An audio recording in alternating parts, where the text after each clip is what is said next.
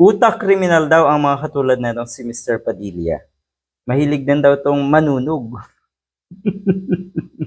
Kulang na lang ay sunugin din ang kapitbahay niya, ang bahay ng kapitbahay niya. Ganyan katindi, ganyan ang number one senator na niluklok ng mga kababayan natin na wala sa hulog din, na wala sa wisyo. Natural, ang mga bumoto dyan ay yung mga wala sa hulog. Kasi ang totoo, yung mga katulad ni Mr. Padilla daw ay wala sa hulog. Ang lala, no? Una ninyang sinabi na kahit daw sunugin nga siya, mangangamoy digong daw yung kanyang abo. Yun ba yun? Yun ata yung sinabi niya. Mag-aamoy Duterte daw siya kahit sunugin pa daw siya. Ang daming mga statement na Mr. Padilla na hindi talaga normal, hindi pwedeng manggaling sa normal na kaisipan. Na ang ibig sabihin, hindi siya normal. Normal ba kasi ang mga ganitong klaseng statement? O sabihin na natin, mas malala pa to sa pagiging bobo at tanga.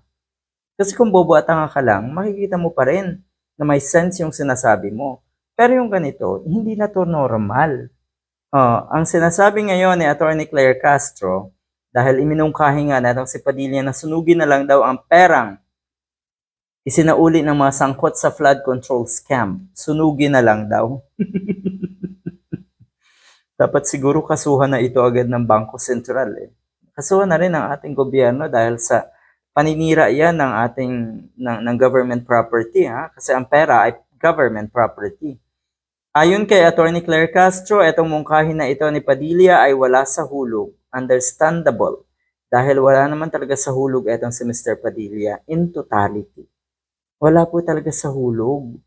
Yung mga katulad kasi nato si Padilla na kulang sa maraming aspeto sa buhay. Ang nagiging pinaka-outlet na lang nila ay yung sila ay magpapatawa, magdadrama, magkikengkoy, at kung ano-anong biro dyan sa Senado halimbawa.